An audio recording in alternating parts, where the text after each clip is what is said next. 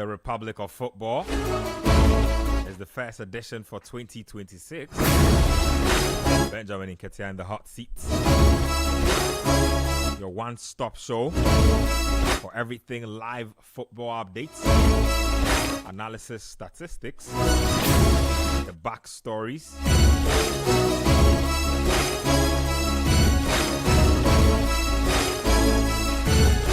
historical context. You can get it all here.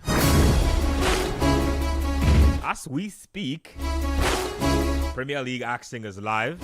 Aston Villa Football Club are engaged in a duel with Nottingham Forest. It's 3-1.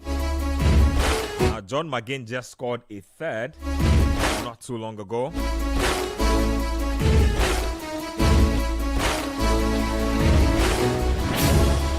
Looks like Unai Emery has serious title ambitions.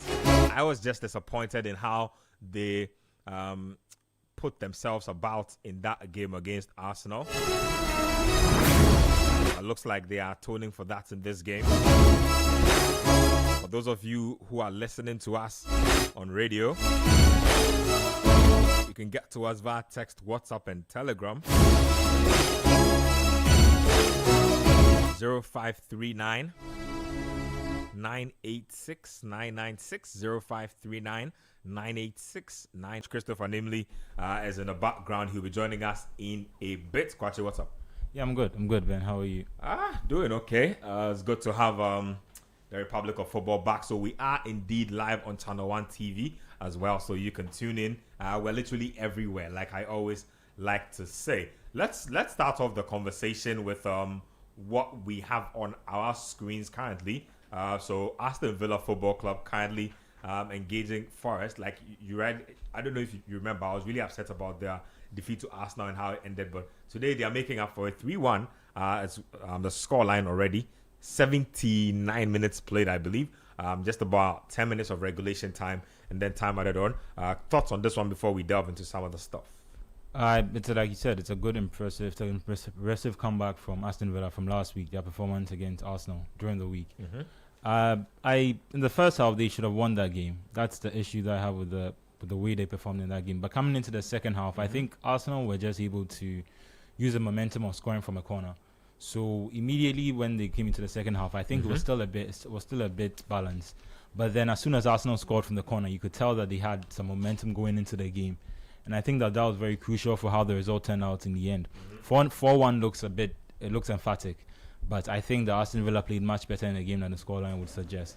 Well, now, football is cruel. When you get, because Villa could have been 3-0 up in that first half and didn't take their chances. So Arsenal got their chances and were just ruthless. Yeah, and it wasn't even chances. There were times where it was just the final ball. They just needed to be more, what's the word? They just needed to be more incisive with the play that they were doing in the final third, and they weren't able to do that. Coming up against Nottingham Forest, I think this is just a good result to get back to winning ways. I mean, when you win 11 games in a row, at some point it's bound to stop. And when you go and play the league away at the league leaders, it's understandable that he couldn't repeat the trick when they beat them away at the Villa ground. So I can understand completely why that game was tough for them. But coming into this game, already 3-1 up. Title, I don't know. Title seems too far away from me. As good as they are, I don't know if they are at Arsenal's level. And I don't think they have the quality to match Arsenal. This is what I think about Aston Villa. I just feel like their squad might be a little thin if they can reinforce their squad in this January transfer window, i.e. in the striking position. I don't know, but Watkins has not really convinced me. And I feel like the rest of the team fed off his energy in that first game. He had the first glorious chance of the game and completely scuffed the opportunity. He proceeded to put his hands on his head, and so you already got the sense that he knew how big a chance that was, and then it carried on through the rest of the game for them. If I look at their bench right now, for instance, look at the Villa bench. So they have missing players actually. So Ross Barkley, Gerson is out on international duty. Tyrone Mings has a hamstring injury. Onana played in that Arsenal game, already has an injury, and then there's Pau Torres, who's been out long term. And then on the bench, so Sancho, Malen, Hemmings, Garcia, Carroll, Bogard, Digne. Ideally, it should be a decent bench, but it's not a Premier League winning bench. So I think that they need to go out there and, for instance, get a striker, somebody who can equally hold up when Watkins is floundering, and then possibly tighten up a bit in defensive midfield or at the back so that they can be fine. But I definitely think that having played the way they've played in the first round, if the first round is anything to go by, I don't think they'll go on another 10 game or 11 game of beating run. But I think that they have shown that they can chain wins together. And I always say that if you want to win a league title, that is one of the first signs that you are proper contenders. If you can't chain 6, 7, 8 wins together, you have no business even dreaming about a title. So Aston Villa, I know they are like in a dark horse type of situation right now, but the way I see the Premier League, it's there for the taking. I don't think this title is one of those where it was cast in stone.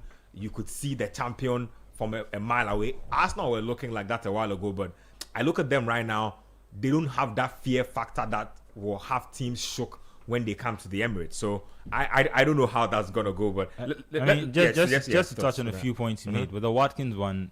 I mean, apparently he's been playing with an injury throughout the whole season, and I think it shows.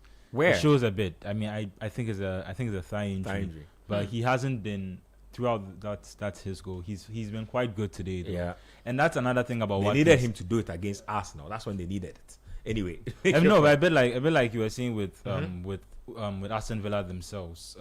Watkins himself can be quite streaky. So he can go a long while without scoring, and then he scores. And I don't know whether for a team competing for the title, I get what you are saying. I don't know whether that's enough to. It's not dependable. Compete. Yeah, I think their problem is they didn't spend the John Duran money well, because they had a replacement for Watkins who was coming off the bench and was scoring. They go about 60, 70 million. John Duran, and then they sold him to Saudi, and then he didn't stay 6 months. 6 months he went back to, I think, Fenerbahce. He's playing in Turkey now. So on their side, it looks like they just made a straight loss. They were able to cash in on one of their strikers, but unfortunately for them, they weren't able to replace him properly. The person wearing their number 9 jersey right now is Harvey Elliott, the player that he brought in from Liverpool. And I don't know if it's financial, I don't know whether it's circumstantial, but Unai Emery seems unable. He's come out publicly this week, I think, and said that they have no intentions to sign Elliott. The problem with Elliott is according to the agreement of the loan, it's a season-long loan. And while they realize that if they play him anymore, they might have to actually purchase him. And now there's no recall option for Liverpool. So that means Aston Villa on their own have to initiate and send him back before Liverpool can get the player. Or it means that for the whole season, he won't be able to play. I'm seeing reports that MLS clubs are interested in him because he can't play for another club because he's already played for Liverpool and Aston Villa this season. So according to UEFA rules, he can't play for a third club in the same season. So it's apparently he has to go abroad. He has to go abroad. Some of the MLS clubs are looking to see if maybe they can make a swoop for him. But Villa's whole problem is because they didn't qualify for the Champions League, and because of how much they spent on their squad. The backup that they had in Asensio, Rashford, who would have probably made a difference, and even someone like Elliott, they haven't been able to invest that money, and it means that they have a better thing squad, and they're looking up to Unai Emery again to work magic again, and looks like he's doing the trick this season. Let me take coach's thoughts on the Aston Villa. So we're basically discussing if Villa can have a legit shout at this title. I say if they deal properly in the transfer market, once you've shown that you can win 10 games on a bounce, you should be taken seriously to a certain level, and also based on how inconsistent most teams have been this season. I don't know where you stand. I think for now you can say yes, but in the long term or in the long run, I think as we get closer and closer to the business end of the season, I think they are going to fade away. They are going to fade away because of two reasons. Reasons number one is the fact that against their direct competitors, they don't seem to be doing the job. And it will come down to those games. We saw them against Liverpool. They were very bad. Lost that game, yeah. We saw them against Arsenal. They were not good. Yes, you may argue that when they play Man City at Villa Park, they split the games with Arsenal, right? They played Arsenal. So they won the first one and then lost the second. But you see, if you want to win, especially if you are the one doing the chasing, you are expected to at least get a maximum or a minimum of 4 points from your rivals, yeah. Then it means you are on, because as it stands now, then Arsenal have gone. They've shared the points, 3 points each. But Arsenal lost, I think 2-1. They lost to Arsenal 4-1. So that again is a negative on their part. I want to see what they will do against Man City at the Etihad. They beat Man City here. Yeah. If they get to the Etihad, that is a game you expect that their worst should be a draw. When they start drawing such games, games that away from home that usually they will be expected to lose. But because of the form in which they find themselves today, they'll go out there and they will make sure they don't lose such games. It is when they start doing that, then I'll begin to look at them differently. And of course, look, the fact that they are still in the Europa League is a league that, believe you me, I'm tipping them to go all the way. Yep. And as they go all the way, The Unai Emery League. that will now begin to have a toll on them, on how they handle the Premiership. And if you ask Unai Emery, winning the Premiership, which I think would be very difficult for him to do, if you give him qualify for the Champions League through the Europa, not even through the Champions, through the league, and win the Europa League, I think he will take that one. makes a lot of sense. He will take that. He will rather say that, okay, Get silverware, get Champions League revenue, get Champions League positioning as well. exactly. Because when you win the Europa Cup, you get some money. So you get the money from there. You qualify from the Champions League. Get that one as well. Get that one as well. And that, in my view, will be a better option. Having said that, when we get to the last 12, 10 games of the season, Yeah. if they are still doing what they are doing, then you want to look at them and say, okay, the Unai Emery say is really being a reality here. But until that, I want to pause. This is game number 20. Yep. We just completed the first round, 19 games gone. This starts the second round of the league. Yeah. So after today, there are 18 more games to play. Let's see how they handled the first 8 of the 18. If at the time of going into the last 10, they will still be in the mix as we see, then I would like to actually look at them and say, look, we have to look at them properly. We have to look at them properly, because they may more or less turn out to be the dark horses of the league, where you may not respect them, but when they meet you on the pitch, the story will be completely different. So look, it speaks volumes of the work that Unai Emery as a coach has done. I remember when at the time of leaving Villarreal, was it Villarreal, Sevilla? Villarreal. He won the So he Europa went to League. Sevilla, went to Villarreal, And I think then came won back. the Europa League. And then at the time of leaving, Yeah. I was asking myself, you're doing so well. Villa, the Steven Gerrard effect, very shambolic. Why would it? But of course, The Leo of the Premier League. They needed the manager of that club. Yep. And you could see that the moment he walked into that dressing room, every player in that team, when you listen to the guys speak, they said the moment he walked in there, everybody realized that this is a top coach. No, and we always talk about it that he's one of those guys who, when he coaches your team for say 7-8 weeks, you will clearly see there's a progress. His game plan, his ideas, his philosophy being manifested. Exactly. There are some coaches who coach your team the whole season, and you can't really tell or can't put your finger on what they are doing. This is exactly what they are doing. As for Unai Emery, there are people who dislike his style, people who like him, but I think that he's on to big things. I feel like he will probably make a jump to a bigger team also pretty soon. So there's that also to probably look out for, because should Chelsea be looking at him? I thought those are the kind of managers Chelsea should have been looking at. But he's not the type that you can bust. That's the problem. He will not allow you to bust. That looks like, I don't know if that will be given as a penalty, but it's in the Forest game, I think that Izam Milinkovic, he has his hand all over Daniel Malin's shirt. That's a penalty. That should be. He was literally trying to remove his jersey. That's the penalty. Premier League referees and officials will take another 20 minutes to review it. They're not even reviewing it. They're not even looking at it. That's crazy. They're not even looking at it. That is very interesting. And another thing that is of concern to me within the Villa team, I think they need another centre back because the Mings and Pau Torres are both injured. I don't trust them. Already, I don't trust them both. Yep. And now they've decided to fall on the former Manchester United player, Lindelof. Lindelof has never been convincing.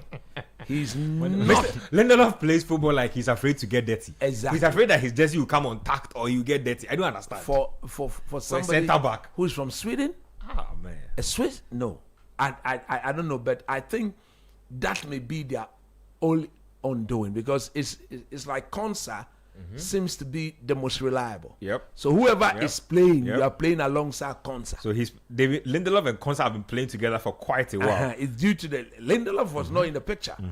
It was what Pau Torres and then Mings. When the two got injured, then Lindelof Came into so the mix. clearly in the pecking order, they are now relying on their fourth choice centre back to complete the partnership with Konsa. Yep. And we all know Lindelof. We saw him against Arsenal in midweek, where he was just not there.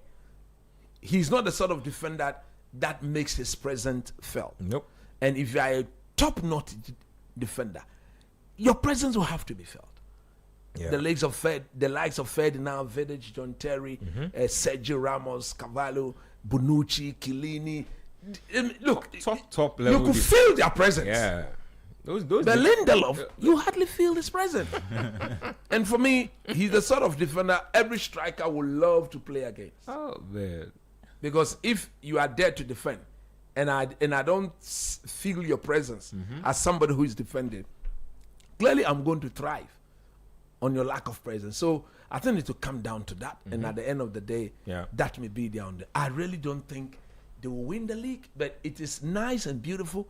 I want to see a fairy tale story because Arsenal, like I said, probably the closest thing we've had to a sure thing this season. Manchester City still on and off. Liverpool, I don't think should be dreaming of a title right now. Neither should Chelsea or United. So I really think it comes down to... It's not a fairy tale, but like Arteta has been there 6 years. And Arsenal haven't won the league since the Invincibles. Yeah. That's... I feel like Villa have everything it takes to push this to an interesting point as to how they have a top class goalkeeper. Yeah. That is the foundation. The one behind the defense is top class. Yep. So you can see the calmness he brings to everybody at the back there. Yep. So the only thing that they will really need to do is to see whether they can add a bit more class. Yeah. And of course, the form that Oli Watkins is beginning to show, if he can carry this form on all the way to the end, then that is a positive for them. That is one of the genuine reasons why they could go out there and compete. Yeah.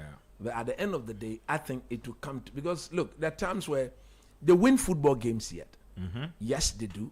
But 3-2, 3-1. They like to only wake up when their backs are against the wall. Exactly. I don't understand that. And they get many chances in a game. They waste chances until their opponent scores, and then they finally begin to find their stride and their A game. I don't know why they do that, but hey, hopefully they can get it together. Let's talk about Forest briefly, because they started off decently under Sean Dyche, but have really gone on a ragged run. They've won one game in their last 5 matches. They've lost their last 3. So a couple of very interesting defeats in a row. Next game, obviously, it's against West Ham. Dyche is just about 6 points above the relegation zone. So he is not in a safe space at all. I mean, but this is a man who met them in the relegation zone. I mean, actually 4 points above the relegation zone. So he could get sacked back in really easily.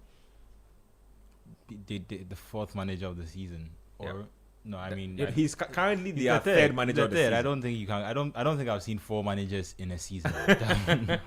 You never know. At the halfway point of the season, you never know. I'm not saying for Marinakis, that would be very. No, I'm not even saying they'll sack him, but how do they get this? I mean, terrible form turned around? Because I mean, it's terrible form, but I think from the ownership at least, I think they would still have some perspective about how they began the season.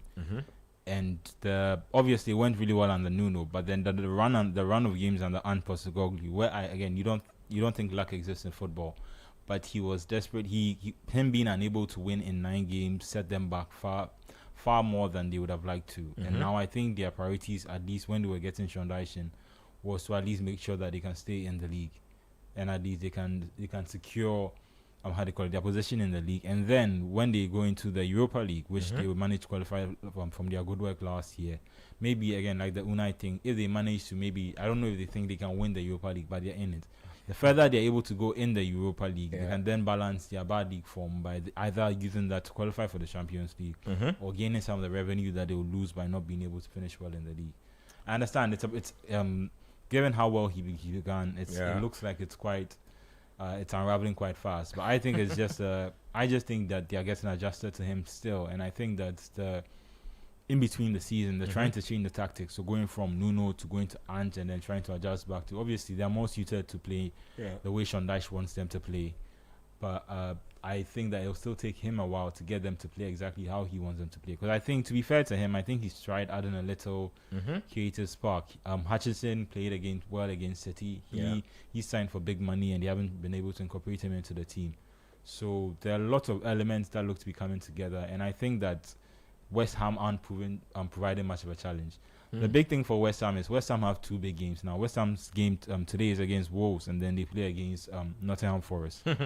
If West Ham can win those 2 games, that's 6 points. Yep. They go above Forest, and I think that's what they need to be focused on. But I don't trust West Ham under Nuno this season to be able to pull that off. Exactly what I was about to say. And that's what I'm saying. So I think that Forest can at least be safe in the knowledge that I don't think Burnley will get much better than them, and West Ham don't look like they're going for a fight. They just need to put in a good run and then try and just avoid relegation and go well in the Europa League. Well, I feel like a lot of teams will also be turning to the January transfer window in an attempt to bolster their ambitions for the season. So for teams who have not been doing too well, I'm sure they'll be looking to bring in a player or two. I'll give you an idea of some of the transfer gossip and transfer stories that are making the rounds on which players want to probably move where and who you should possibly be looking out for, because it looks like a lot of players are looking to make a move. But currently, still 4-1, okay, 3-1 is how we'll end this one. Watkins won, McGinn with a brace, and then Gibbs White with the consolation for Nottingham Forest. 3 points to Unai Emery, and if you look at that win takes them up to second on the table, 42 points. They are just huge. Look, that defeat to Arsenal, if they won that game against Arsenal, they would be level, or they'd be top of the table by now. Exactly. Arsenal would have been playing catch up. Exactly. But that's how good they've been. And just on that, if they had won the game against Arsenal, that means they would have had 42 points at the 19th stage of the season. We would have had half as many points as Liverpool had last season. Imagine if they had just been able to replicate their form, that would have been title winning form for them. So I don't think it's too late, but it also depends on how Arsenal are able to do. Well, I look at the games behind them and the teams behind them. Manchester City play Chelsea next, which is a very complicated game for Manchester City themselves. Complex for Chelsea as well. I think they'll beat Chelsea. No, you think Chelsea won't have pride to play for? All the turmoil. There's nobody to guide them. Who will be coaching them tomorrow? You and I don't know. And then the interim boss will step in. Who? I don't know him per se, but there's they have coaches. Mention the assistant coach's name. Let me just check that out. Maresca left with his backroom staff. So at the end of the day, it's about maybe they're going to their youth setup, or maybe their first team setup. Their women's coach, their women's team coach. Okay, so go and coach them. There you have it. So Callum McFarlane. Callum McFarlane. He says, and I quote here, he says he's had a whirlwind 24 hours at Chelsea since being elevated from under-21s coach to interim manager.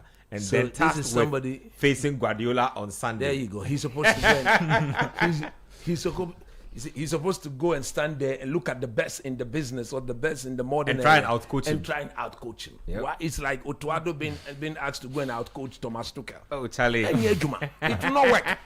Practically, it is not done. You understand? Man. It is not done. So for me, I don't have any look. I think should Pep lose tomorrow, I think he will look at the players and say maybe it's time for him to leave. Pep will stand. I mean, because I think he's considering it seriously. Yeah. So these are not the sort of result he will want to let slip. Let slip. No, you are beaten. You beat them good. It's football. But you see, yes, it's football. But if you don't put your house in order, you don't give football the chance to tell its own story. Yeah. Anytime football comes in with its own narrative, it's because your house is in order. And that is part of football. You cannot be running a disjointed home or house and think that... And get orderly results. No, it doesn't work like that. That is so much impossible. So the point I'm making is that Chelsea tomorrow, yes, they'll show up. They don't have an excuse than to show up. So once they show up, who's going to score? Delap. Yesterday I told you that his biggest trait is receiving from a throw-in. Nothing else, nothing more. Oh, At the end of the day, the only positive in the Chelsea sector has been their midfield. Their midfield when Caicedo played. Yeah. I watched Caicedo in midweek, and truth be told, he was not good. He was poor in midweek. But of course, he's earned the credit. He's done enough positive to himself that people virtually will not highlight how poor he was on Wednesday or in midweek. Okay? Against Bournemouth, he gave the ball away several times. He got booked, and then I don't think, maybe he was, I don't know whether he was avoiding the tackle to see whether, because he could get suspended, I'm told, if he had gotten another yellow card. Yeah. You understand? And these are the sort of things that you don't want to happen. What this new coach, the one whose name you've mentioned, McFarlane, Callum. even has it the temperament?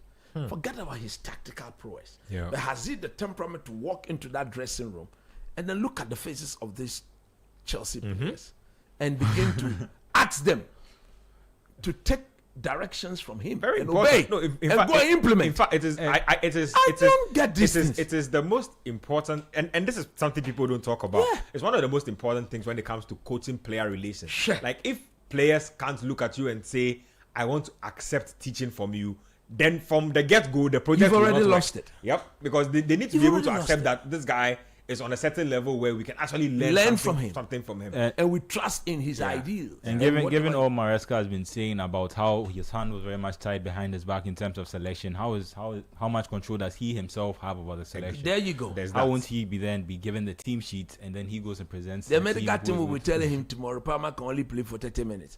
Then you put him, Fofana cannot go beyond 70 minutes.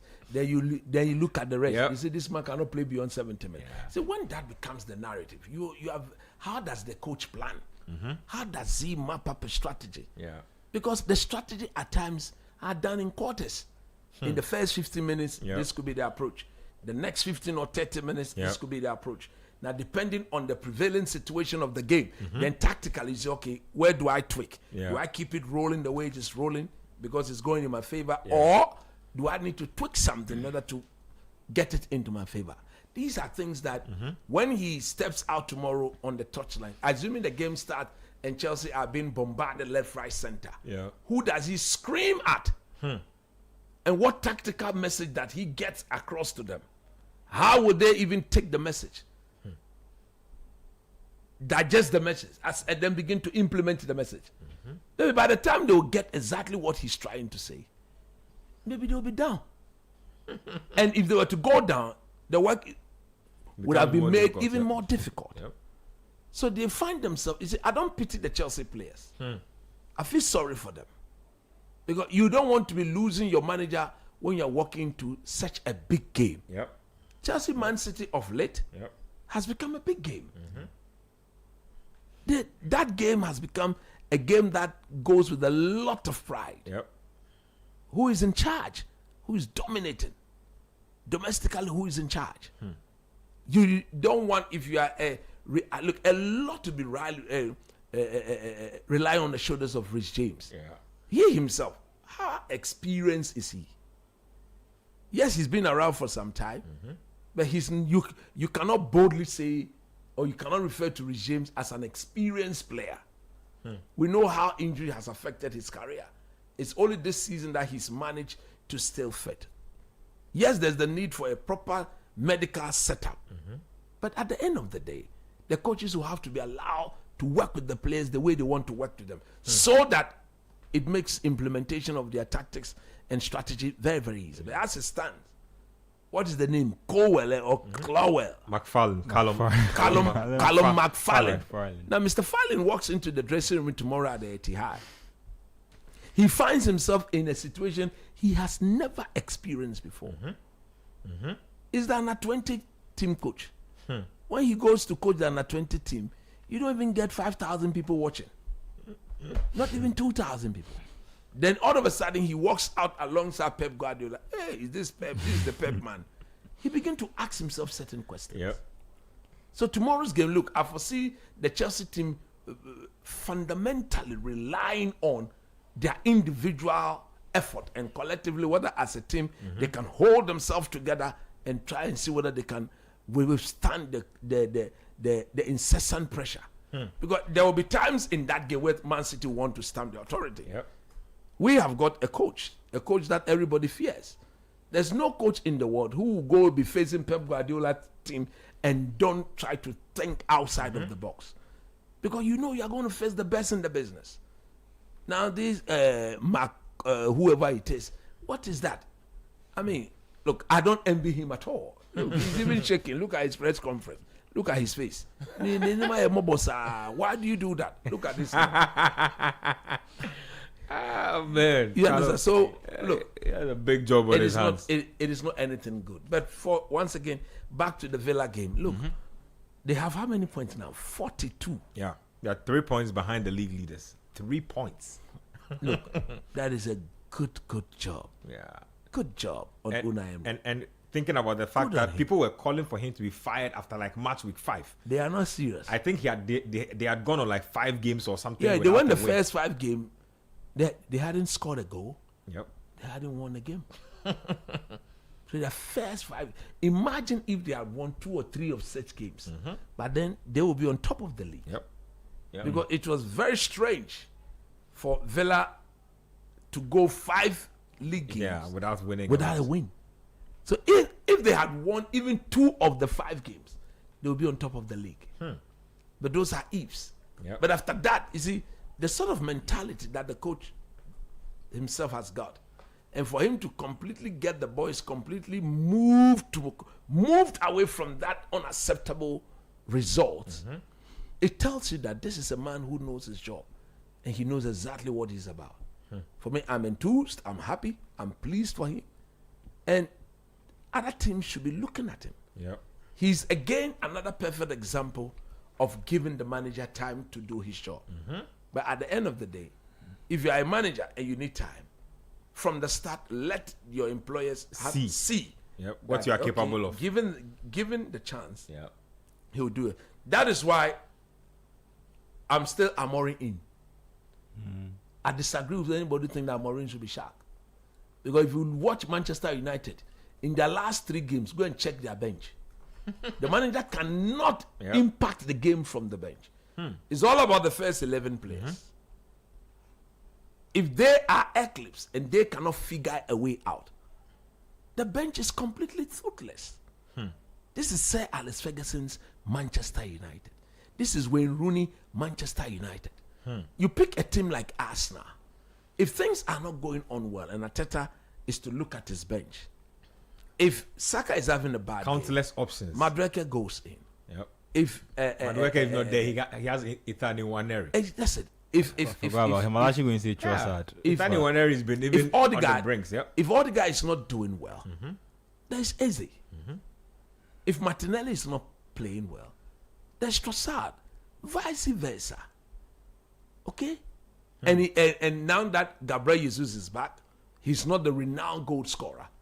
So even if Gyökeres is not doing it, Gabriel Jesus is a decent enough a replacement to have. And Kai Havertz. And Kai Havertz is back. Now, if you look at the Manchester United, I wish you could go back to the last game they played against Wolverhampton. Their bench is not. No, just put that game against Wolverhampton for me. And look at the names that you hardly hear. So if I can go through it. Go through for me. Lenny Euro, Jack Fletcher, Bendito Mantato. Who is that? Why I don't know? I mean, Bendito Tolalamo, De Mantato, Tolala. Behind Malacia, Obi, Tyler Fredrickson, Tyler Fletcher, and Shea Lacey. Look at that. But he so also apart from Lenny Euro, who else is on that bench? I mean, Malacia. Malacia he has been drafted in. I feel like Malacia will be kicked off the United ship soon. Because he's barely been. Like, he wasn't able to be sold. If Anthony was still around, they probably would have had to reintegrate him back into to go and play. So it's just a matter of not being able to move him, and I don't know how he personally will react to that. And most people will not look at that. That the coach's hand has been tied. He cannot impact the game. We see Unai Emery when he's changing. How do you call it? When Oli Watkins is not performing, he's calling on a Dutch international. Donald Mal to come and do the job. To come and do the job. to come and do the job. Mantato. What's the guy's name again? Mantito Matato. Bendito Mantato. Where is he? Where from here? Lorenzo Medici. Bendito Mantato. Unnecessary pressure on a 17, 18-year-old. Benito Manchester Mantato. United. But he's done really well for the academy, but Massa. But this is not academy football. Massa. And then there was one that was brought in. I don't know whether he was that one. The little boy, black boy, United in the 88th minute had a good counter-attacking move. The ball was given to me. The ball was given. Yeah, he was the one who came on. It's him. Look, do you know what he did? His cross virtually went over Old Trafford. I couldn't believe it. His cross went over Old Trafford. Don't do this. Went over Old Trafford. And these are the sort of players that the manager is expected to work with. Yeah. So you see, if you're Manchester United, there's a long way to go. Amorim has had only one proper window. Last January, they bought him Dogo. In the summer, Mbeumo, then Cunha, then Sesko, and the goalkeeper.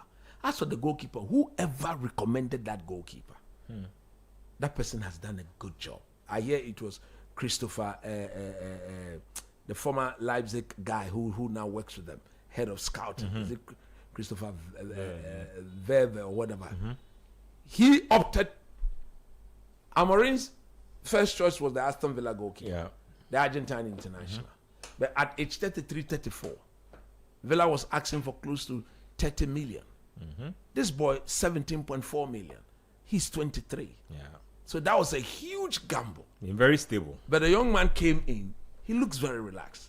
And if that is the way he's going to go, if this team is finally built in an image of a proper Manchester United team, then that ball is likely to be around for close to 10, 12, 15 years. And just on that, it was slightly forced because initially, according to reports, the plan was that they were going to bring in him to understudy under Onana, and then they were going to make the transition gradual.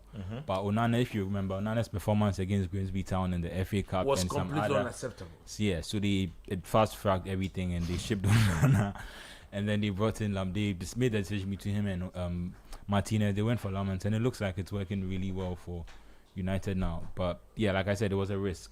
To be fair, it was a huge risk, a very, very huge risk. And at the end of the day, when they get it right, we'll say it. When they get it wrong, they'll receive their fair share. So at the end of the day, I think that was a good buy. And whoever said they should go for him, and you can see even Amorim himself is a bit, I wouldn't say overly excited, because he still believes he's a young boy. So you cannot begin to sing his praise so early, so that doesn't get. He's a goalkeeper, and he can only get steady with time and with getting familiar with the pace and the tempo of the league, and then trying to improve his all round goalkeeping and make him a better goalkeeper. So at the end of the day, if you don't support this manager, forget it. Look at the first three teams on the league, on the log. Arsenal, look at their bench. Man City, look at their bench. Villa, look at their bench. The team who's got some decent bench, but some people even have Chiesa but don't know what to do with him. They don't know what to use with them. Just rotting on the bench. So I was telling somebody yesterday that last season by now, Man United was 13th on the league. After the first 19 games, they were 13th. Today, after the same 19 games, they are 6th on the log. They are 6th, and even that, you look at some games, look at the Everton game, look at the West Ham game, look at the Wolverhampton close games. If they had won all these games, and those were games that were winnable games, if they had won all these games, for Man United would have been 4th. Very possible. Because now they have 30 points. Would have definitely have more points than Liverpool at this stage. Exactly. Because Liverpool have had the luxury of leading the table, floundering, falling behind, and still somewhere are hanging in For them, they've got issues. Because you don't have the sort of quality you've got and not find a proper way of using them. No, but I keep saying, let's say Man City, Arsenal, Aston Villa have been far above everyone else this season. unless you are saying everyone else has been as poor as Liverpool, Liverpool can be the best team out of the rest. Well, Liverpool's current position, they are fourth now. Nobody saw that coming. Yeah, and especially per the signings they were making. Yeah. Although some of us were very critical about the imbalance in the team, but at the time they really needed to balance the shape of it, which they didn't do. And if you look at the purchases that were made, clearly, and it's not coaching them right. They need to fire him. I don't know why he's still there. Did you see the Leeds United game? I watched that game. First, I'll say, so the first Leeds United game was terrible. Very ding-dong. In the end, considered a late equalizer. Then the next game, you'd have thought that they were literally laboring to create a clear-cut chance the whole game. The team, they say Salah was holding them back. They were laboring to create chances the whole game. So I don't know, man. I don't know what the Liverpool hierarchy is looking at. I don't know if they expect that Liverpool will be relegation threatened before they know that the manager needs to go. Because if you spend this much money, you need to keep your ambitions up. I don't know if they've already given up on this season. So I don't know about that. But let me read a few messages. Coach, I wanted to ask on the Chelsea issue, how as a coach, how undermining would it be if the players knew that you didn't have the final decision in terms of who played? That was the medical. I've heard some theories about how certain players, if they have wind that the coach is not like the man in charge, they can start to use that or try and find ways to work that to their benefit. And but there's also a point from the outside, it would look like this is just science. Like someone can play 40 minutes, he can play 40 minutes. Why does it need to turn into a matter of? See, if they don't know, that's fine.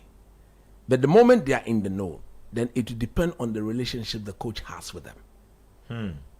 If the relationship is good, then it will be difficult for them to begin to play funny. And especially if the rotation or whatever is being done is leading them to win football games, you dare not misbehave. But if the relationship is not good, and they get to know you are not in charge of the minutes they are playing, then they begin to look at you and say, after all, if they don't like you, they can easily sabotage you the more. Maybe because in the last 7 games, it's been extremely difficult for Chelsea. Maybe some of the players didn't like the manager.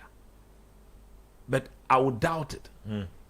Because, I mean, from nowhere, when you were least expected to showcase yourself at the World Club Championship, nobody gave Chelsea any chance whatsoever. And at this manager, they shocked the whole world. And look at the teams they beat on their way to winning the cup. Now you come in some few weeks later, you started the season very well.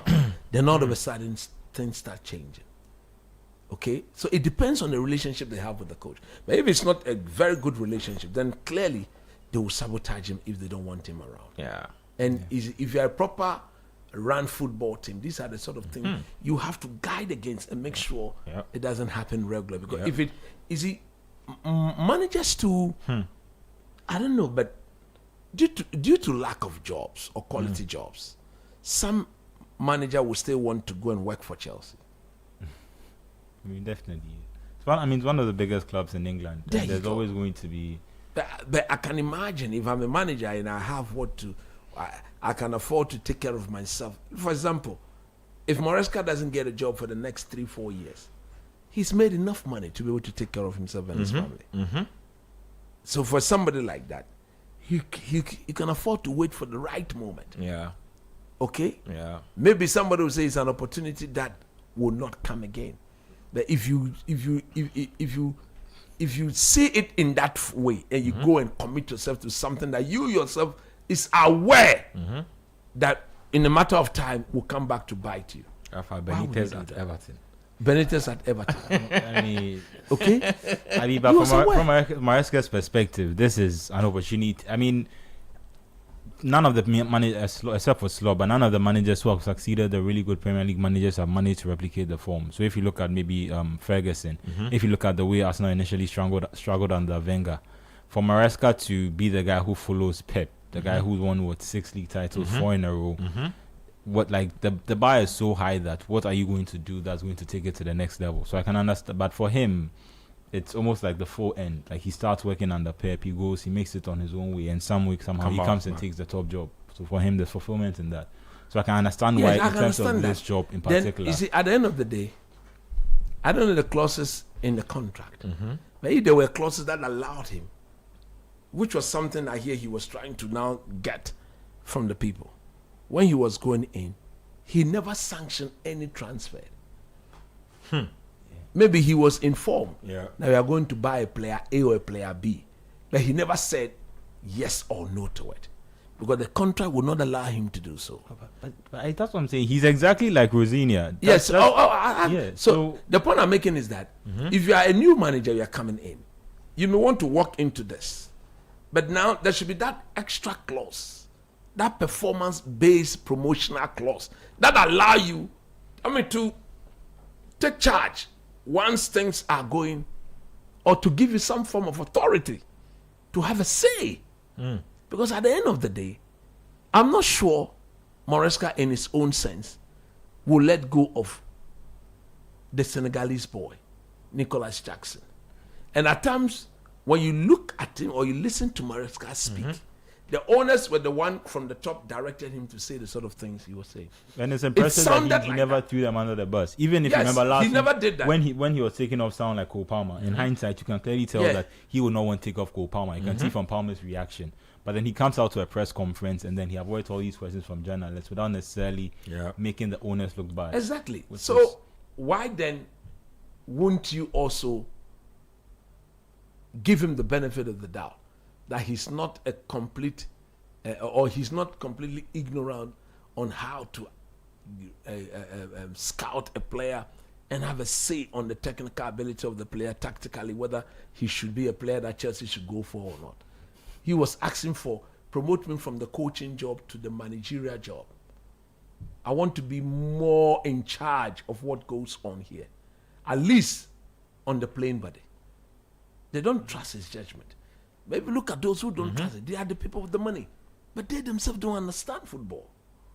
So they're in there for the business aspect and not for the footballing aspect. That is what makes me a bit disappointed, because whoever they are thinking of going for, the Strasbourg coach, formerly of Derby County, when you read his CV, he puts fear in nobody. He puts fear formerly in of Derby County. You didn't have to do that. No, he puts fear in nobody. But if you look at him, even his demeanor, look, I can imagine him walking through that stadium, even Spurs versus Chelsea, he will shake. Let alone Chelsea, Manchester United, Chelsea, Arsenal, Chelsea, Man. These are far way bigger games than Chelsea. Spurs. But I think at the end of the day, it comes down to two main things. The first thing is what you said about how there are just too many managers out there who need a job for the prospect of the Chelsea managerial job to be, for them to, to strong arm certain people, for them to be strong armed into doing certain things. They will always, and that comes in tandem with their entire switch in approach. So like we're talking about yesterday, like it's not just that they are now going for young and inexperienced players. They're doing the same thing with their managers. The same thing that they're doing their managers, they're doing their players. So at first, whereas they would have Drogba and Essien and Mikel Obi in a squad, Ballack in a squad managed by either Ancelotti or Jose Mourinho. Now they have like Kittens and Garnacho and Lavia managed by, who are going to be managed by more like managers like Graham Potter and and like how that sounded at all. No, because that is they've tried it 3 times. At the point they had Luis Felipe Scolari. World Cup winning Scolari. He even struggled with the dressing room. Imagine. He didn't last even 6 months. There was a time where you can argue this that is somebody who had coached the strong. likes of Ronaldinho, the likes of Ronaldo, the Phenomena, Rivaldo, Kleberson, Lucio, Ricoginho, Roberto Carlos, Cafu. Big names. He's coached all of them. But he walked into the dressing room and it was a completely different picture. The moment he felt that Nicolas Anelka was his man and not Didier Drogba, the entire dressing room changed. And at the end of the day, what was the outcome? What was the outcome? So Chelsea as a team has built an image for themselves. And the image is what? A very high standard. I think we're about to see a turnaround of that image and that stuff. Exactly, from where they are going. They are about to enter into AFC, Bournemouth, Everton, Brighton and Hove territory. From the way they are behaving, from the kind of hirings they want to do, I don't know, man. Chelsea fans themselves are not happy. So we'll see how the whole Chelsea episode unfolds. Let's see if the protest probably forces the hand of the board to change their mind on who they want to hire as a head coach. Because I feel like that a lot of what will happen next at Chelsea is very dependent on that decision. And I'm not sure why they are determined to bring in another weak hand, because we've seen how, the Graham Potter type signings have gone. We've seen how some of these things have gone. Just bring in an established manager. Anyway, what do we know? Let's move it on and talk about the next batch of matches coming up. We'll discuss that Arsenal game in depth as well, because that game is at 5:30 and we won't be here. So we'll preview that game into detail. Lots of very interesting details coming out of that. Eberechi Eze has been benched without a single minute of football in the last 3 matches. Mikel Arteta has been explaining himself on why that is the situation. We'll get into that matter a little later. Let me read a few messages from YouTube especially. This one's from Kwabena Safo, says football is back. Asefua Okran says Unai's problem is that when he's on a winning or unbeaten run, he doesn't stop. When he starts dropping points, he doesn't stop either. That's why he cannot probably win the league. Sweet Kwame says Happy New Year. Pep is to be blamed for that Sunderland performance. Asefua Okran again says that you remember how long it took Villa to win their first game of the season? I expect them to have a poor run of form once or twice before the season ends. Sweet Kwame says that you need to give your Baba more tips, because your Baba has been spoiling there for you. So they say you need to make your extreme cuts. Double. Because one of these days I'll have to take Kwati. You have to take Kwati. Add Adam to the equation. The two of them have the same hairstyle, so they'll give you some decent haircut. Thank you very much. The type that will let air pass on their head. Exactly. Yeah, they'll take them soon. I second this with 10 bags of cement. Anyway, let's get into the lineups for Brighton, Burnley. Brighton have gone 6 games without a win, 3 defeats, 3 draws. So it's been labor time for them. It's not going well at all. If you look at the lineup they come into this game with, so this game is at the Amex. That's where this one is being played. It's 4-2-3-1 for Brighton and 5-4-1 for Burnley.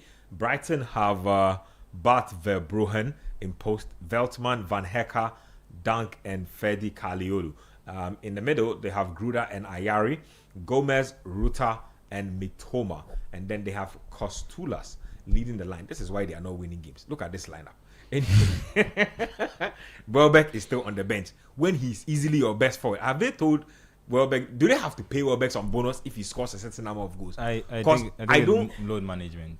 Oh, boss. Look, I think, like for example, teams that do take players on loan, and when they go trying to get the players, the eagerness, and then they try to insert a clause together with the loaning team that says that if he plays this number of games, you have to pay you this some money. If he scores the number of goals, I think they will have to stop. Because at the end of the day, it is the players that suffer. Once the player goes and he's not an obvious starter, for example, look at somebody like Jadon Sancho. Villa can afford to do without him. Okay? They can afford to do without him. We spoke about Heavy Elliott. Such a fine footballer. Wasting away.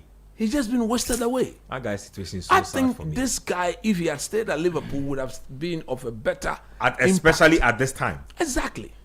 For me, I don't see the difference between an Elliott and Jurgen Klopp looks more like Florian Wirtz.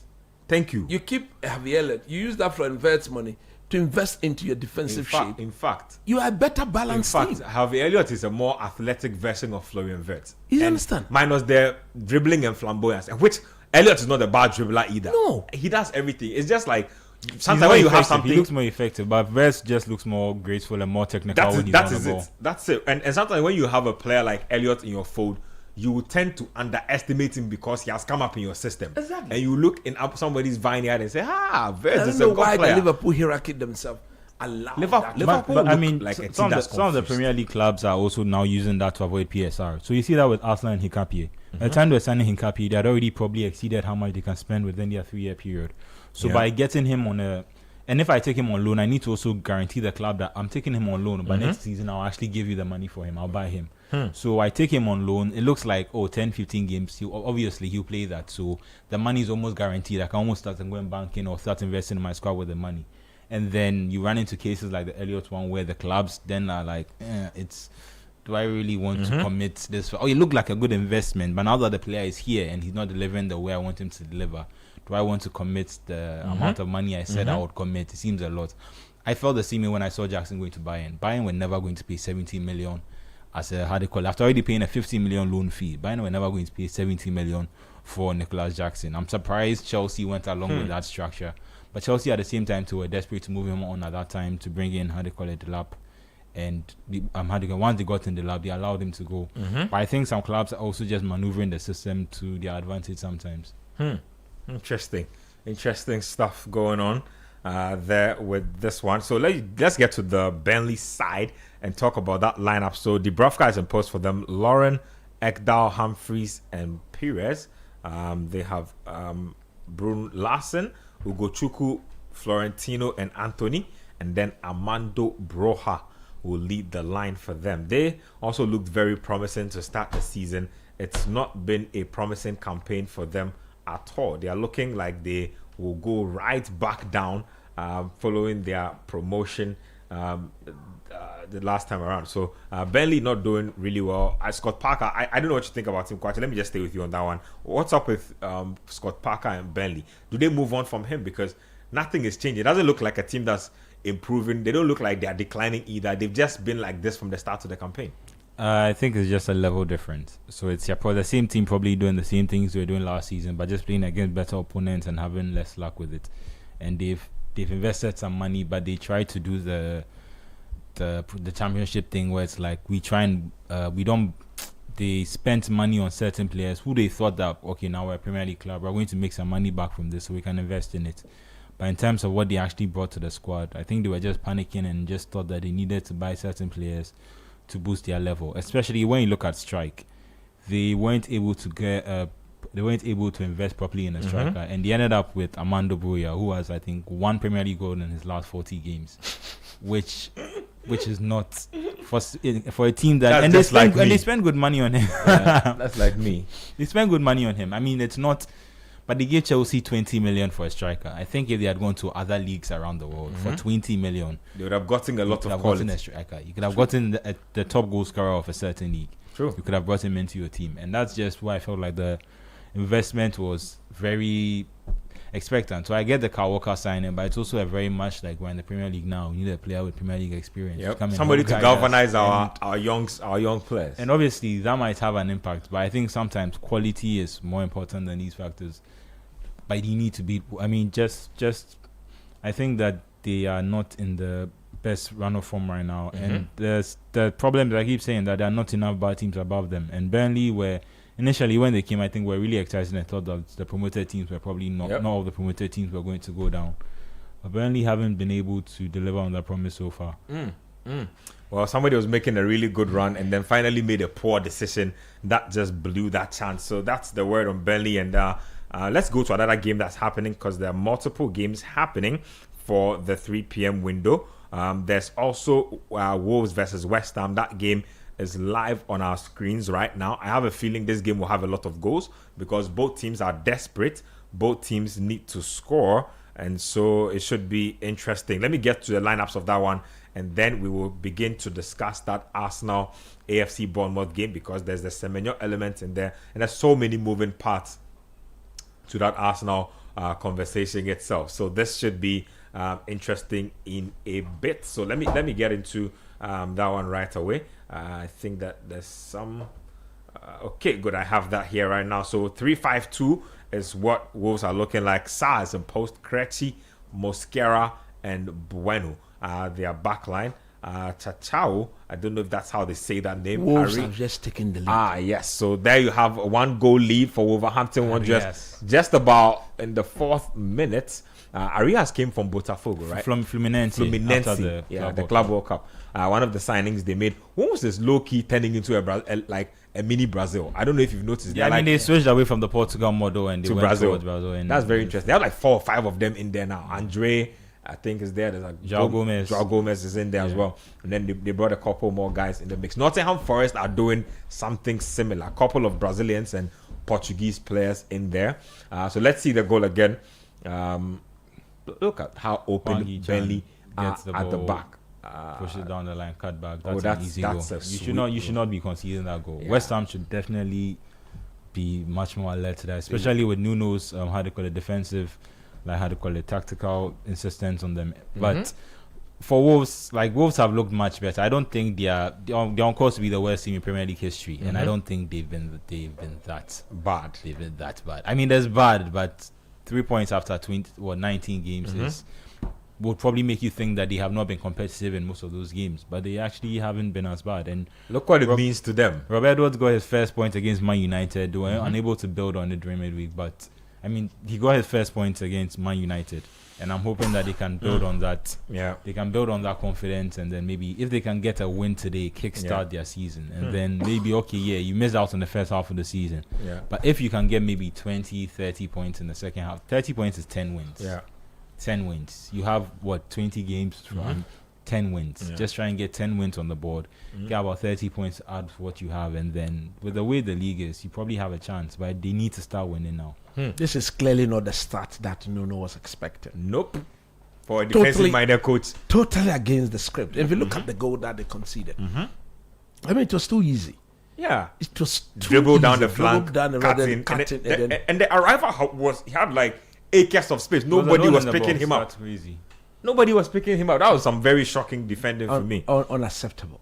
Yeah, and you don't want to be conceding such goals at this level. But Wolves have looked really crisp off the opening whistle. If you've been observed, I mean the passes together, everything is the passing interchange has been good. They had a sequence that almost led to a through pass just moments before the goal that was scored, and so it's been a really good opening, I'd say, exchange for them so far. Let's take a break here on the show on the Republic of Football. Let's get into some commercials. When we come back, I will give you some news on Arsenal and what we can expect from them. So that should be interesting as well. You are live on the Republic of Football. We are 97.3 City FM Radio, Channel 1 TV, YouTube on City Sports GHX, or Twitter at City 973. Stay with us here. We'll talk more football. We'll get into the other leagues because they are also back from Christmas, and then we'll touch on some transfer gossip before we round it up here. Stay with us here on 97.3. We'll be right.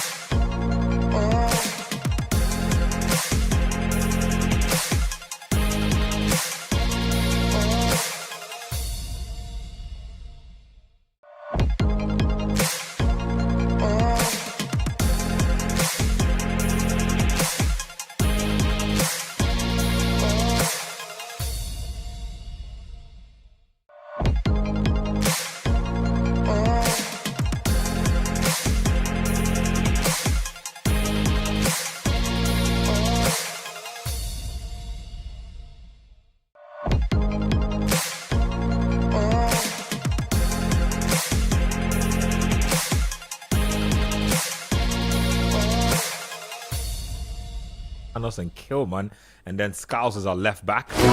Potts and Magata are holding down the midfield. Somerville, Fernandez, and Bowen, and then my good friend Callum Wilson leading the line. Finisher extraordinaire. Just starving at West Ham, really. I was talking about how Burnley did not invest in their forward line. For West Ham their only striking option now is a free transfer, which was Callum Wilson. Yeah. Fulkrug, surprisingly, is off to AC Milan. I don't know what's happening at AC Milan. I think you should have a look at their squad. It's just very interesting. Premier League, where are they now? Yeah. It's a lot of them. But that means West Ham are stuck with just Callum Wilson as a striking option up front. He's fit, which is good for them. But again, the thing you need as a team that is trying to avoid relegation is goals. You need to know that, okay, yes, we are doing all this defensive work. We are struggling. We are playing 10 men behind the ball. Yeah. But once we get the ball, we have an outlet that we can give the ball to. And then he gets us out of it. He scores a goal, and then we can win the game. They don't have that. I think Bowen should be on his way out of West Ham, if I'm being fair. He's done a very good carry job over the last 2-3 years. But I think he's the type of quality player where he needs to start playing in a team where his goals can actually have an impact on the team and start helping them win leagues. He's still getting called up to the England team even while he's playing for West Ham and this very poor West Ham team. So that should let you know the level of dependence and the level of consistency that he is showing at a team that has clearly not been able to be consistent. Let's get into that Arsenal game. Let's talk about it right now. So the first bit of contention, lineups are not out yet, but first bit of contention is that Eze is out and Arteta has been forced to defend his decision. I'll read out a few quotes for you at the presser. Like I said, Eze has not played a single minute in the last 3 Premier League matches, as well as Madueke as well. He's had his minutes also really shortened. So Arteta was asked about it, and this is what he had to say. He says that I speak to every player. The players always need to understand, and the manager needs to understand how each one of them is feeling. Assess games, assess the emotional state. Eze has played more games, more minutes than ever at this time. He's played, I think, 22 out of 28 games or something like this. He's never played that much football, so we are on a good track. That's what he says. Coach, what do you make of this? Ebere Eze out 3 games. Arteta says it should not be a reason for anybody to panic, but that the player himself has played too many games. Look, when Eze was bought to be an Arsenal player, one thing that was very clear is that he was coming to compete for his position. But one thing too that I don't understand about Arteta. When the man came, he sat on the bench. When he got his opportunity, he took the bull by the horn, and then he dominated.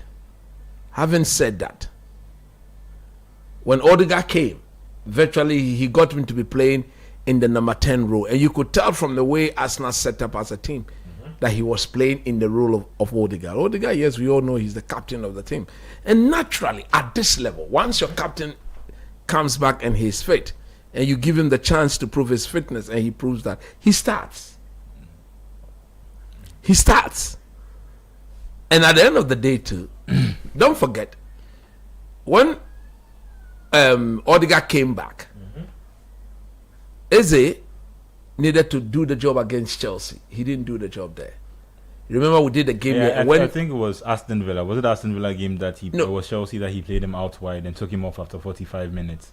And no. He didn't do the job at Chelsea. He didn't do the job too at Villa. Okay? And then on both occasions, even in the Chelsea game, he brought on Odegaard, and I was happy that he had both Odegaard and Eze on the pitch. But that was a risk he needed to take. But immediately they equalized the goal, he took off Eze. Because he felt that he had another creator on the pitch, and therefore he needed to keep the balance of the team defensively. But I don't want to believe that Eze is in a direct competition with the captain of the team. That is a battle I don't think any player will win. Unless the captain is having an awful day. For example, most people think that Kobe Mainoo is battling with Bruno Fernandes. It's not the battle he's going to win. Because Bruno Fernandes, by far, the statistics are there. Not only in the Man United statistics, in the league. Literally the most durable player in the league. In the league. He's creating the most assists. He's giving the most forward passes. He's doing everything. And the one that never gets injured. There you go. So the point we are making is that Eze will now have to take the bull by the horn and wait for his chance. What he needs to know is that at the end of the day, when the opportunity is given to him again, he should remind everybody how good a player he is. Because I'm not sure in coming to Arsenal, he think he was going to walk straight into this Arsenal team. Maybe that may be his regret for not joining Spurs. Because yes, in the Spurs team, I think he would have walked straight into that team and be an automatic starter. But at the end of the day, he needs to accept and then compete. I know where the English media are going. It's a World Cup year. Yep. And they think that is one of their players who should be getting playing time. Yep. Because when he's in the England national team, he's a player they can always call upon and rely on. And he's losing the battle to what? Another player from Norway. But hey, the Norway guy is the captain of the team. And it will be very difficult. Normally, as coaches, it's extremely difficult not to have your captain on the pitch. And if anybody's noticed, Odegaard has played with a lot more enthusiasm in the last 4 or 5 games. Because he now sees that. No, I don't know. Which is factual. And even I don't even watch that many Arsenal before matches. he went to an injury, his stream was a bit shaky. But after he came back, it came to a time he was very comfortable in the position. Yep. Whether he plays his best or not, he plays. Right now, he's taking shots. But now, he's risking more passes. He scored last week or in midweek. There you go. Against Brighton. And you can clearly tell that Eze himself is aware. I say Eze. Odegaard himself is aware that if he doesn't play well, and Eze is supposed to come into that role, and he comes and he plays well, and does the job, Eze has the English media, and they will come for Arteta if they feel Arteta is not being fair. So I'm sure it's something Arteta himself might have spoken to Odegaard about. That you are my captain, and it will be difficult for me to turn my back on you. You got injured, so naturally you were not available to be picked. Now that you are back, the one who was playing in your place got a hat trick, got a couple of assists.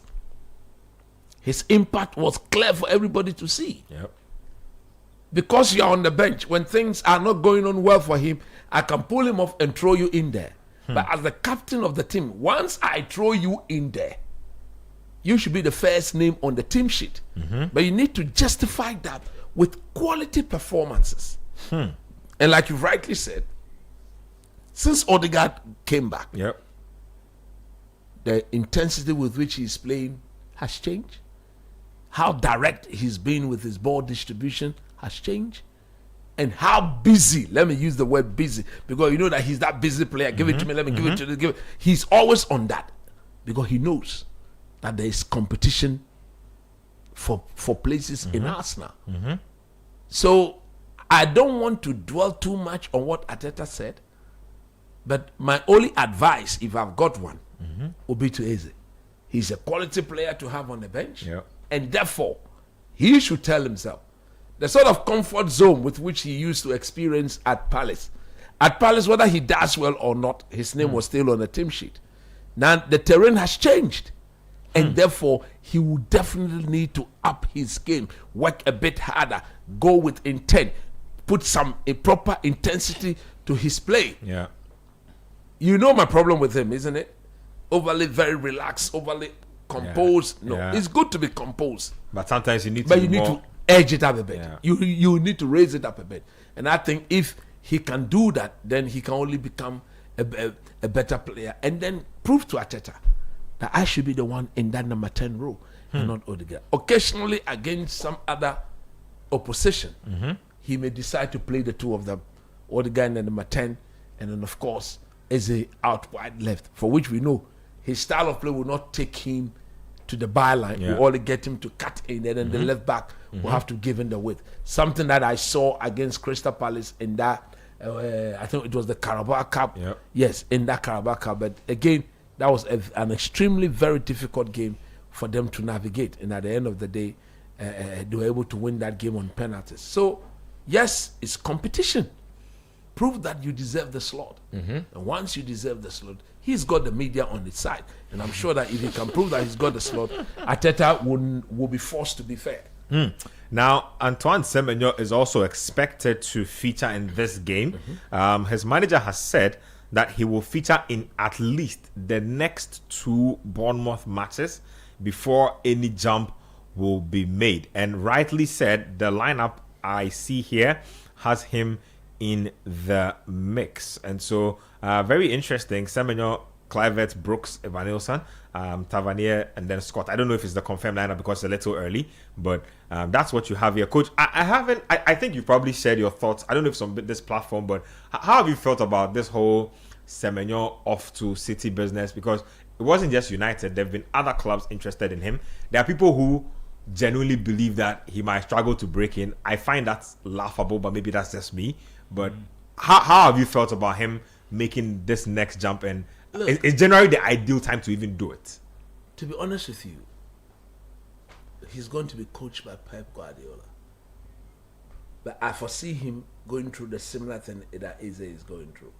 Semenyo is not going to walk straight into that Manchester United, Man City team. Truth be told, let's face fact. Because at the end of the day, I have said that he's a better player when he's playing out wide left. Yep. He's not going to brush Doku aside. It's not going to happen. Won't Pep look statistically at both of their outputs and say, this guy's numbers are better than this guy? But at the end of the day, if you look at the way Man City play their football, Doku is a better fit than Semenyo. Man City are always dominating possession. Yep. They are always in charge. So most often than none, the opponents that Man City plays against are always deep, low block, medium block. There's limited spaces in behind to exploit. You and I know that Semenyo is not a dribbler. He's a speedster. He's powerful on the ball. When there's space to be exploited at the back, that is what brings the best out of him.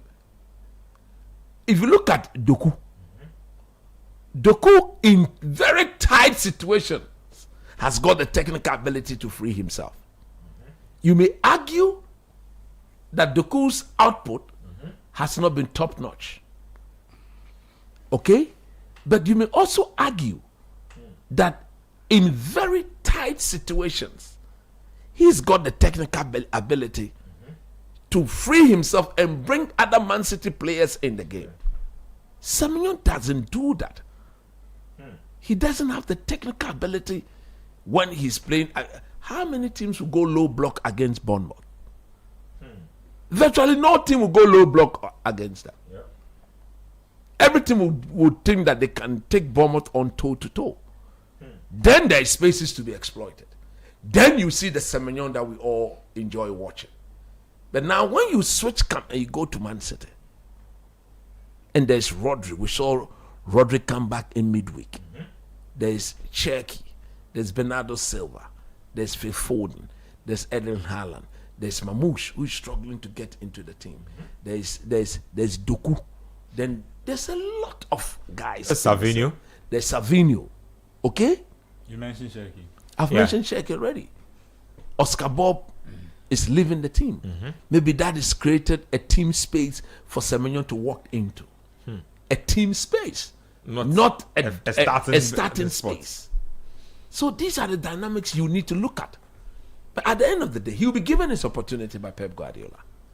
The question is, how would he take those opportunities? If he maximizes the effort, stake a claim for himself, why not? Pep will put him in there.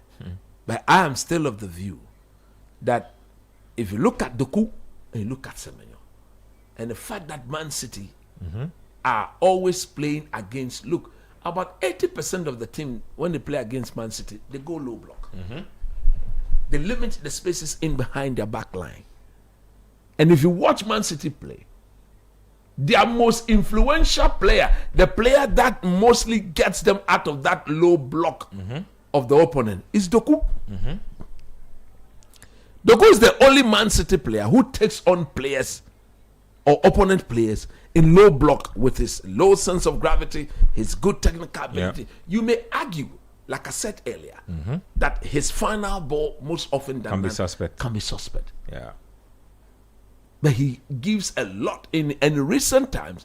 Pep Guardiola has actually highlighted how good he's been for them. Yep. How very good he's been for them. And I think he's the one Semenyo is good because Semenyo plays most of his games for Bournemouth on the left. And that is where he's going to fit in. As for those guys in the middle, the Bernardo Silva, the Rodri, the Gonzalez, the Foden, those guys, he cannot fit in that. I think he can play on the right if they let him, even though it might not be his, because that's the most clear path to a first team spot. Exactly. Bob leaving, Savinho not good enough. But the way he's playing now, he wants to maintain his midfield balance. He plays the midfield and then he plays Cherki on the right. And Cherki's form right now has been incredible. So I don't know if he can challenge this. I think he has a better chance against Doku than Cherki, to be fair, in his current form. You understand? From the way he sets it up, Cherki's on the right. But when the tax system is in motion, then he drifts in from the right into the middle. I don't think he trusts him defensively in midfield. Like as in no, in terms of the shape. So when they need to defend, Cherki's out of it. But then attacking wise, he can. You understand? And look at Cherki, technical player, fantastic, low block. He sees the pass, can dribble out of tight situations, can do everything. Dribble. Can do everything actually. Semenyo cannot do that. He doesn't do those things. So for me, look, I would have preferred a Liverpool, Spurs, a Chelsea, maybe a Manchester United. Most people think that if he had gone to United, he's going to be playing as a left wing back. That is not true. That is not true. This is a team crying for quality in depth. The Manchester United team. I just took you through some few minutes ago how their bench looked like. I'm not saying go and buy Semenyo, go and put him on the bench. But with Semenyo in that team, there could be proper rotation. And once you grab your opportunity, because the opportunity will most often be there for you. You understand what I'm saying? So for me, look, he will obviously get the move to Man City. I want him to go there and succeed. But as I sit here today, I don't think it's something I can stampede and say he will go there and he will boss it. Because I believe that from the way Man City plays their game and the fact that most opponent will sit off them, invite them onto them, is going to limit the spaces in between. Look, the goals he scored against Liverpool, there was a huge gap for him to exploit. The two run through the middle of the park. Through the middle. There was a day we watched him score 2 brilliant goals here. Look at where he started his move from. Look at the speed with which he had to arrive in the box.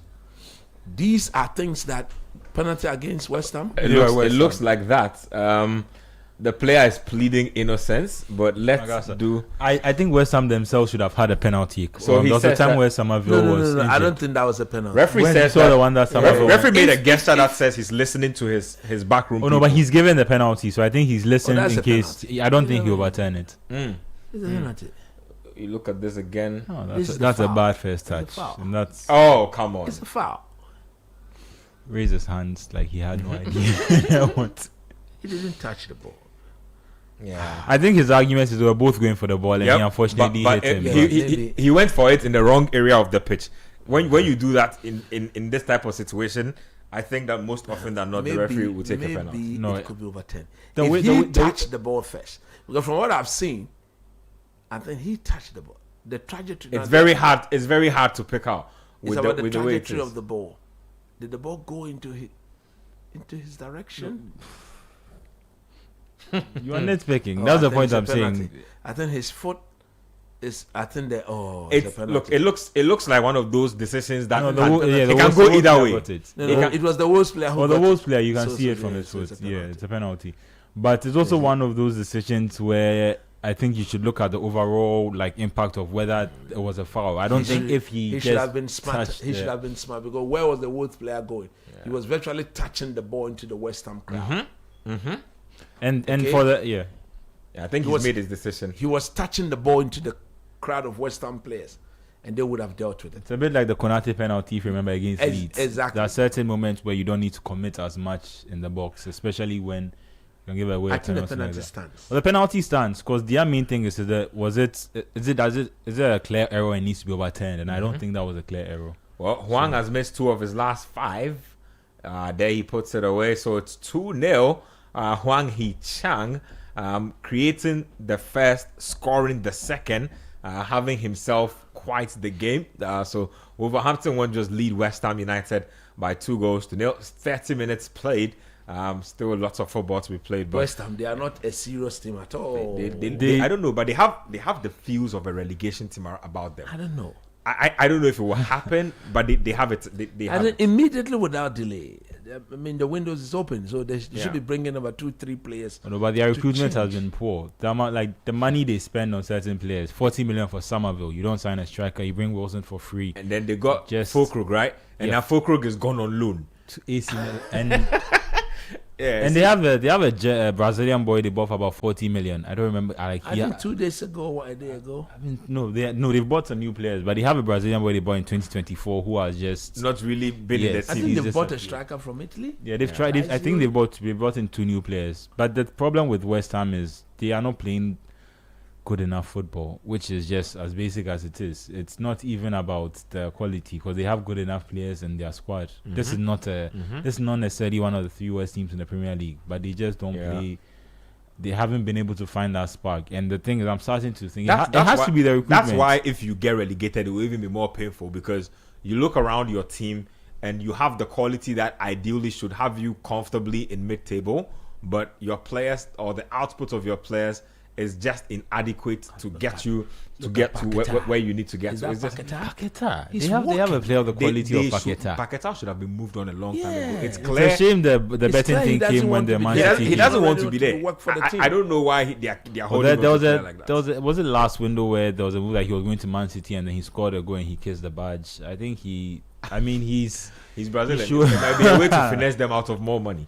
I'm not sure how that works, but I think they need to move on from him. They need to look. The secret to quality football, I believe, is 80% recruitment. As for coaching, the coach is there to guide you tactically and some of the things. But if you get your talent pool right, especially in a league as tightly competitive as the Premier League, I don't think other things will save you because you don't have tons of money like that to spend. You have over £100 million.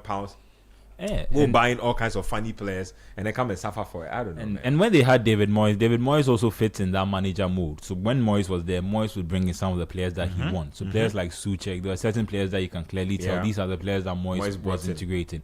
As soon as they lost Moyes and they had to rely on their recruitment system, the managers that have come after him, Potter, Lopetegui, and now Nuno, none of them have been able to get these same players who are also now an amalgamation of all these different coaches. In fact, this coach comes, he buys 5. That's why you can't really even blame Nuno because I feel like this is barely his team. Barely his I mean, he's trying to bring in Adama Traore, which is his too.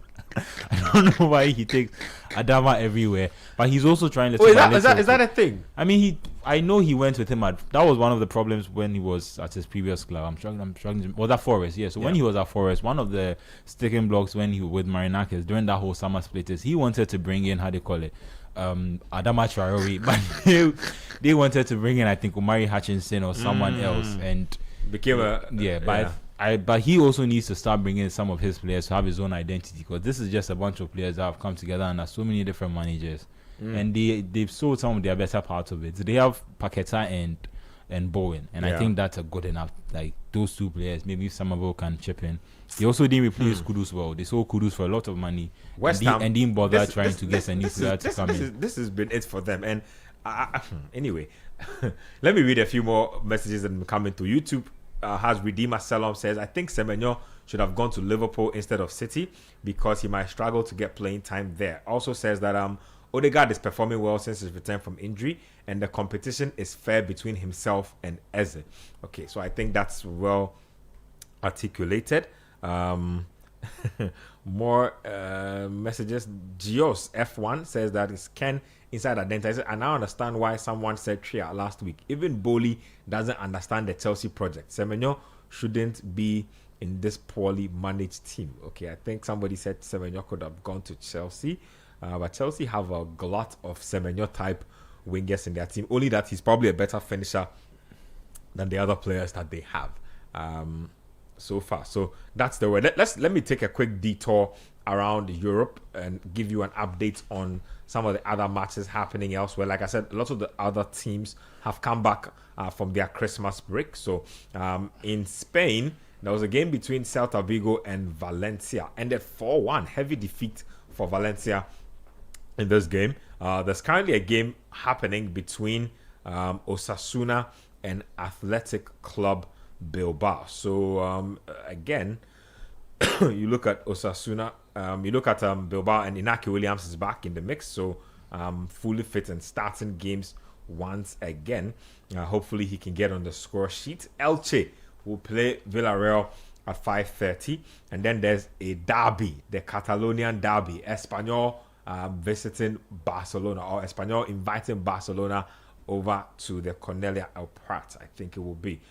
When you go to Serie A, Como and Udinese played out a close game. 1-0 is how it's ended. Como taking off 3 points on the day. Genoa up against Pisa. It's 75 minutes played in that game. It's 1-1. You could talk about Sassuolo and Parma. It's 1-1 in that game as well. Same amount of time played.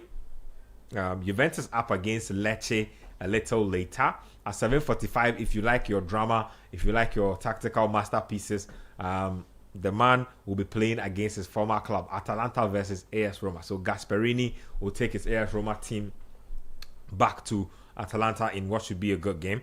When you go to so we nearly had a third goal. What a save. Looks like there have been some heroics from Alphonse Areola. Let's watch a recap of this once again. Areola has really changed. He doesn't even look like the same guy anymore. So cross in. Is that a Rocco Dare? Should have scored that. So cross. He's claiming that his shirt was being pulled. It was actually. I saw a slight tag on it, but still think he should have finished that chance. Headed the ball really straight at the goalkeeper. Goalkeeper. That's a good reflex save actually. So it remains 2-0. Wolves are threatening to bury West Ham. So Wolverhampton Wanderers, who have been struggling for the longest time, all of a sudden look like they can pip their rival. So AS Monaco versus Lyon is happening today. Should be a good game. Ghana's Mohamed Salisu was in really good form in about the last 2 months of 2025. Hopefully he can carry it forward into this year. Nice up against Strasbourg. Liam Rosinius Strasbourg, the man who is wanted by his Chelsea employers. It's also Lille versus Rennes, which would be a good game. So there are those to talk about. Let's talk a little AFCON because we have 2 matches to play today. And then I'll read more messages before we start winding down here. Senegal versus Sudan is on the cards. That game is at 4 p.m. So very close to kickoff. We are just about 20 minutes or so from kickoff. Lineups are out for this one. If you look at the Senegalese team, those who have more popular names, Edouard Mendy is in post for them. Crepin Diatta is a right back again today. Naturally a winger. Abdoulaye Seck and Musa Niakate are the centre backs. Ismail Jacobs completes the back four. In the middle, my good friend, the anchor, the evergreen Idrissa Gana Gueye, locking down the midfield for them. Habib Diarra and Papa Gueye will be his midfield partners. Up top, I like it. Sadio Mane, Nicolas Jackson, Ismail Assar. That looks like an AFCON winning trio, if you ask me. Assar, Jackson, and Mane.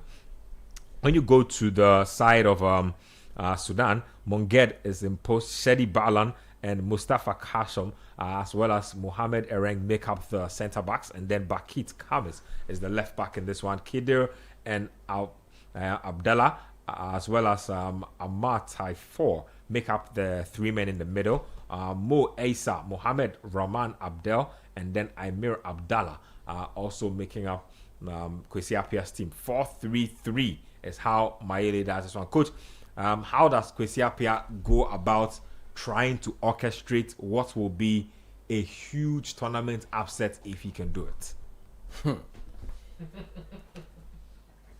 I think tactically he will know exactly how to go about this game, but it will come down to the players themselves. Do they have what it takes to go out there and execute the job? That is what I think they will be lacking.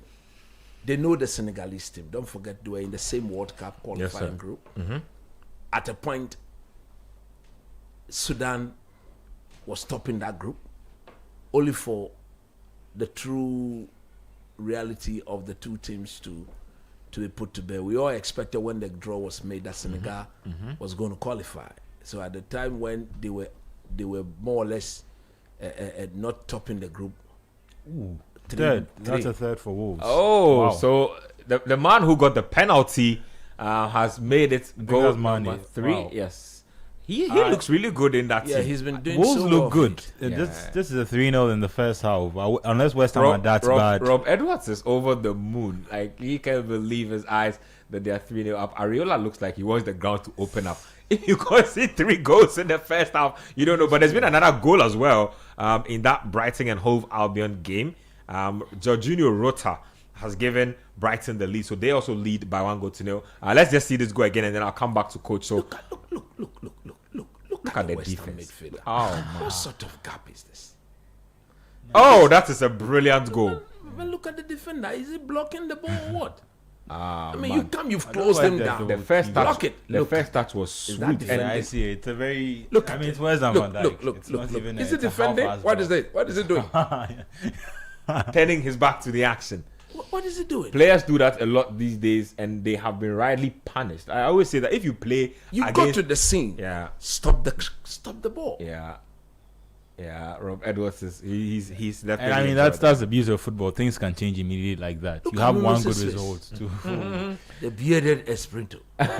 Charlie, the man is in deep thought. He's angry. You can see. You think he rushed? He rushed back to the job. I get that he was upset with the way things ended at Nottingham Forest, but to get back to, and the first job he took was I West Ham. wouldn't say he rushed back to the job. What I would say is that maybe he should have assessed the West Ham. No, I think West that's Ham what I mean team. by he rushed. He took the wrong job at the wrong. I mean, he took So- it. He took so- it at the time so that he was maybe- right, but it was the wrong job for him. West Ham is a big team in England. It is, and they pay good money. They pay good money, That's the thing. and pay more or good less, most of their coaches are backed, supported That's, by the. I was board. about to say that I'm sure- they'll give you decent transfer I'm money sure to spend. the promises was what might have led him to take up the job. And so far, today is on the 3rd, and I think they bought him a player or 2 already. I think 2 players already. So give him the benefit of the doubt. I think he would definitely have what it takes to save them. Well, it looks like they can start that battle now. Looks like they can get a consolation. No, Wolves have been really impervious in this They are game. not even committing men forward. No, they've basically played on the counter the whole game, and they have a 3-goal advantage. So this is as good as a game plan gets if you are a manager in that type of situation. But yes, Exactly. so just So I finally was wrap up talking on the about Sudan situation. About the tactical, I have no doubt that Maele will have exactly what it takes to map up a strategy to play against Senegal. But to come down to the players themselves, do they have what it takes to execute. to execute the job? Because at the end of the day, we all know the quality that the Senegalese possesses, and if you are playing against a quality opposition, you need to get them to work for the ball when they are not on the ball. Had Sudan the ability, the players, to force Sadio Mane, Ismail Assar, Nicola Jackson to begin to worry when they don't have the ball? That is what it will come down to. And at the end of the day, if they are able to do so, I don't expect them to be afraid of them. because they played them in 2 legs. And over 2 legs, Senegal didn't win both legs. Senegal won one. Yeah. And I think draw lost. So they're actually a team that have not been easy for the Senegalese at all. So it's the knockout stage. We all expect Senegal to win. So if Sudan were to win, that is where the story is. That is where all the journalists on the continent will look at it and begin to say, wow, what a tournament shock. But I'm talking this way because I think if they were to beat Senegal, it would be a very, very huge tournament shock, because Senegal is one of the favorites to go on and win the tournament. So yes, I could see, I mean, he has done something that the people of Sudan will appreciate, they're proud of. But again, anytime I talk about Sudan and I talk about, I talk about Sudan, I talk about Angola, the more angry I get. I get so angry, the angry I get so angry at Otoado, at Ketukureku. All over again. All over again. Because where is Angola? Yep. They're gone. Gone. Sudan most likely will be gone by the end of today. Most likely. And Sudan themselves are in this round. They've not scored a goal. The only win they had was an own goal. The only win they had in the entire tournament was an own goal. And here is the team that virtually put 2 past the Black Stars. Drew with Ghana goalless in Accra. Beat the Black Stars away from home. 2-0. It could have been more. So you look at what our people have done to us. The more you think about this thing, the more you want to ask yourself, how poor and worse could it have been? You understand? Yeah. Because this Angola and Senegal virtually prevented the Black Stars from qualifying to the AFCON. Prevented the Black Stars from qualifying. I remember on both occasions, Otuado was taught some coaching lessons. Remember, after the first leg, he just bragged that they will see what will happen to them in the second leg. Went in that second leg and were a complete disaster. Don't talk to me about Otuado. We're a complete disaster. And some of us have been saying this every time we've gotten the opportunity to. He's not good enough for the job. You cannot. You see, if the man couldn't allow us the opportunity to assess him at the AFCON, so we'll lift our team with him straight to the World Cup. I don't typically support straight to the World Cup. Government interference in teams, but look at Gabon and Angola. Gabon as a state have been furious with how their national team has performed. Exactly. Especially based on how much resource they've poured into their national team. They've been upset. To whom much is given, much is demanded. In fact, the sports minister and the president have both spoken. And the president says that the performance at the AFCON is completely shambolic and a complete disgrace. Unacceptable. And cannot be a representation of their country. Exactly. Exactly.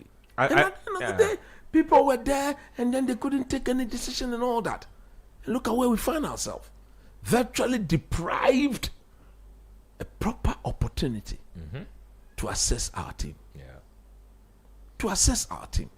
Who does that? Who accepts that? Who just look at that and turn a blind eye on that? No serious country will do that. No serious country to do that. Let's talk about one more game because we don't have a lot of time. There's Mali, Tunisia also coming up at 7 p.m. That is a good game also. Lineups, I believe these are probable lineups. I don't think this will be a set lineup, so I will not even bother to read them out. But I'll take thoughts and then predictions from both of you, and then we'll talk about some transfers that have happened quickly before we go. Quick thoughts on that game. Mali, the perennial underachievers, the perennial dark horses, up against Tunisia. And I always feel like Tunisia never gets zoned in as one of the strong teams on the continent, but they are a very sneaky team. Like, before you know, they are in the semi-finals of the competition and they look like they can win it. Like, that's the kind of team I've always seen them to be. But who wins this game and who has the edge for you?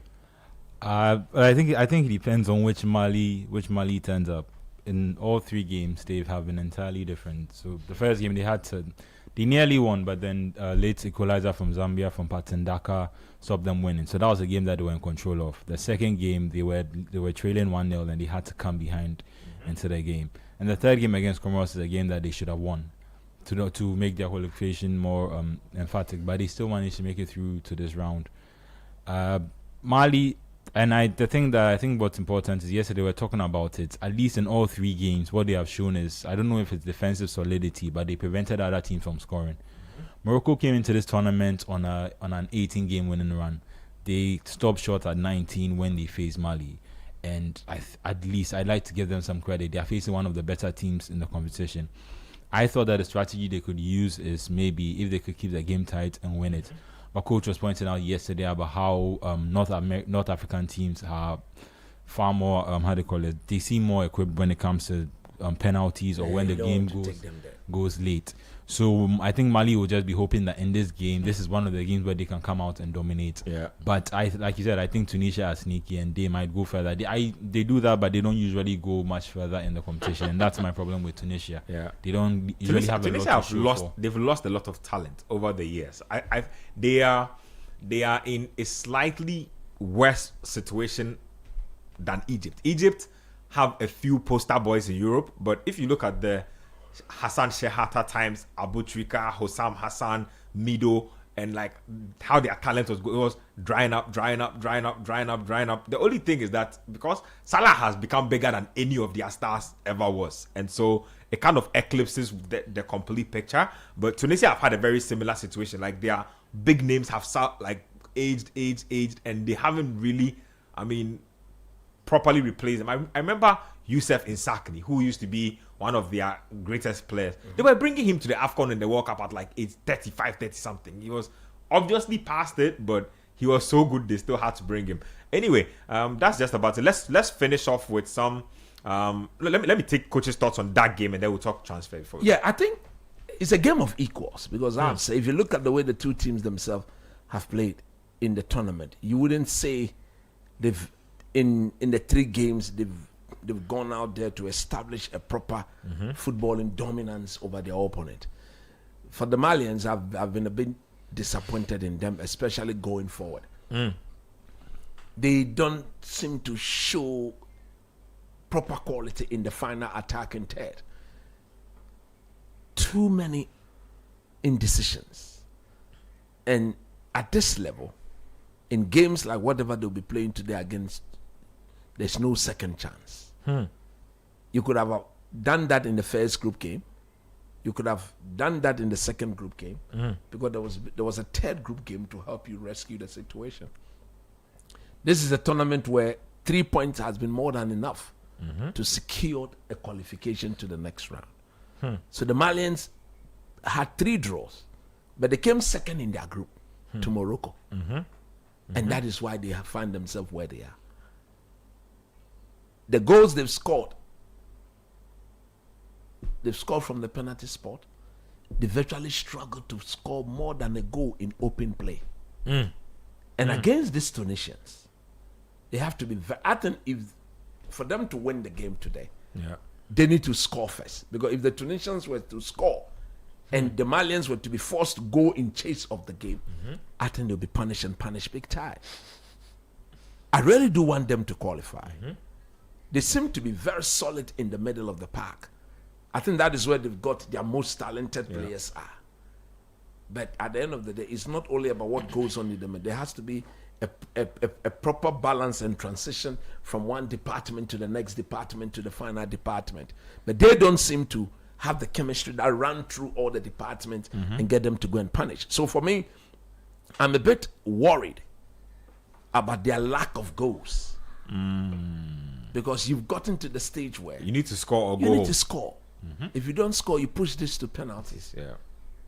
I hate when football games are decided on penalties.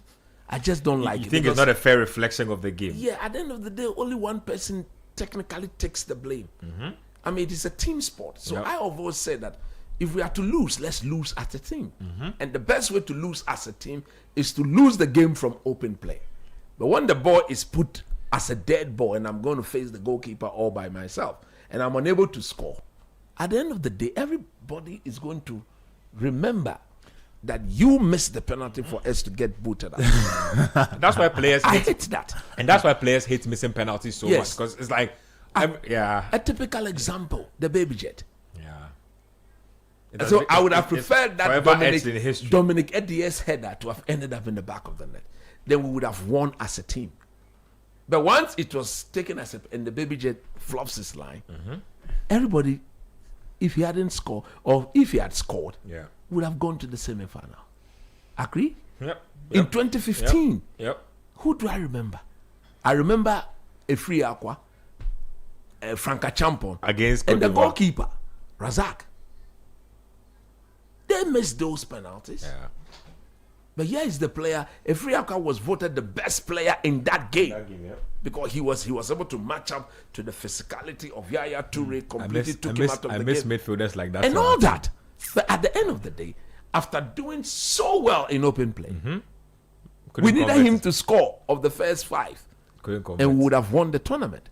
So I hate it when games are decided from penalty shootout. I just don't like it. So I would wish that the Malians will go into the game as one of our West African neighbors, go in there, stamp the authority. It's not going to be easy. Because I look at the Tunisian team, they've not convinced me. Prior to the tournament, if you look at the way they navigated their World Cup qualification, they were very, very convinced. I think they won the entire campaign without losing a game. Stand to be corrected on that. They won the entire World Cup campaign without losing a game. So at the end of the day, if they came into the tournament believing that they were invincible, I mean, they've seen their smoothness level, that they're capable of being beaten. So if the Malians will gather the belief, the confidence, and the fact that, look, they have to go, because the Tunisians will have more support on the ground. Don't give them anything to propel them to the next level. The Algerians are in the game. The Moroccans are there. The Egyptians are there. The Tunisians are there. You want to add Sudan already. There are 5 North Africans. Although Sudan is the weakest of them all in terms of football in history in recent times. If you look at the West Africans, there is Cote d'Ivoire, there's Nigeria, there's Senegal, there's Cameroon, okay? There's Mali, another 5. So out of the 16, 5 there. There's Tanzania from Central Africa, there's South Africa, even there's Benin. Benin are still in the mix as well from West Africa. From West Africa. Okay? And the West Africans have a solid chance of bringing the cup back to West Africa. They should. At least the last 2 editions have been Senegal and Cote d'Ivoire.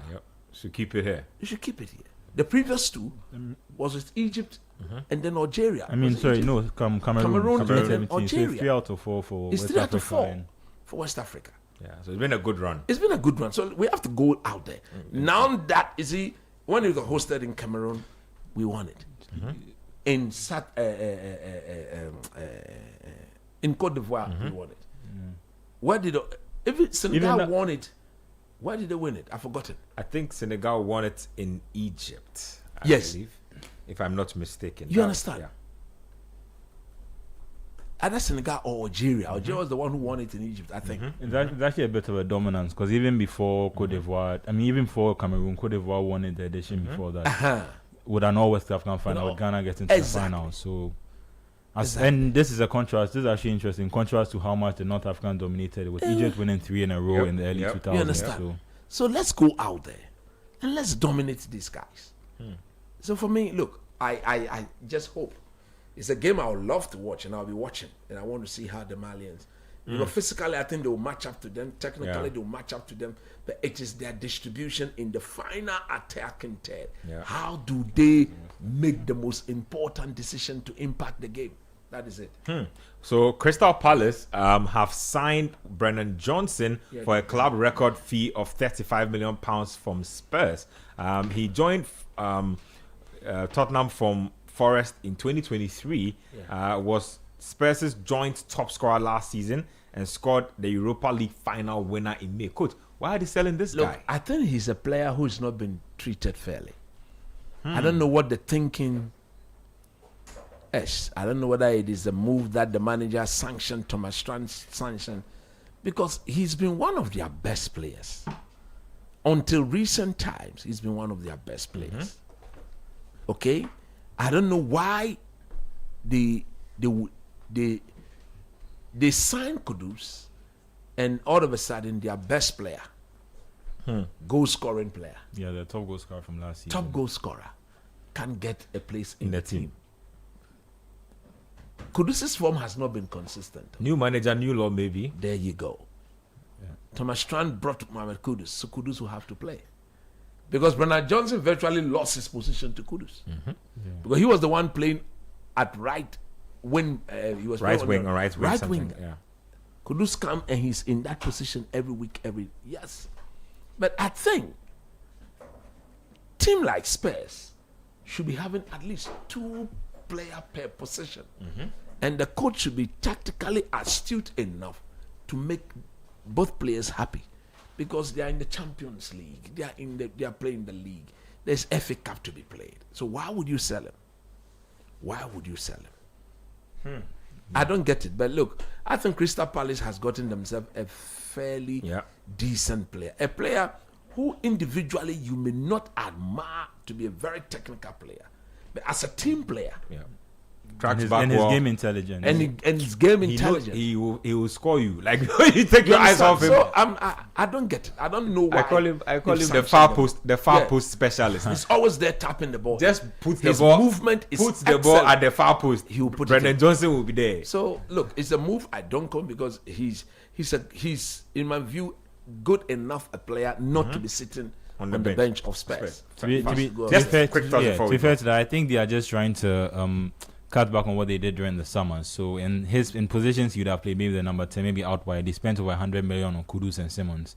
So if they see an opportunity, he's only started 6 games. So maybe on his part too, maybe he's also instigating for the move a bit more. Yeah, of course, he's not playing Spurs are just willing to take the money now and then maybe reinvest later. I think so. I think they're also probably looking to balance out their books a little. Like you said, spent a lot of money in certain positions, but But it's a good deal. Yeah. Good. I think it's a good deal. Good for More Palace. better for Palace than Than Spurs, for but it's a Spurs. good deal all around. well, that's it from us here. That's our show. Benjamin and Ketia. Yes, that's it from us here. Thank you very much, Manuel Kwache. Thank you very much, Coach Christopher Nimley. Yes, tomorrow we have more action going on, so we'll be getting into it. There's more football action, big games coming up tomorrow, so we'll come your way with all the updates from all the matches happening. Manchester City, Chelsea is our big one, so look out for that one, and then also scorecard a little later. Until then, enjoy the rest of your day. Bye bye.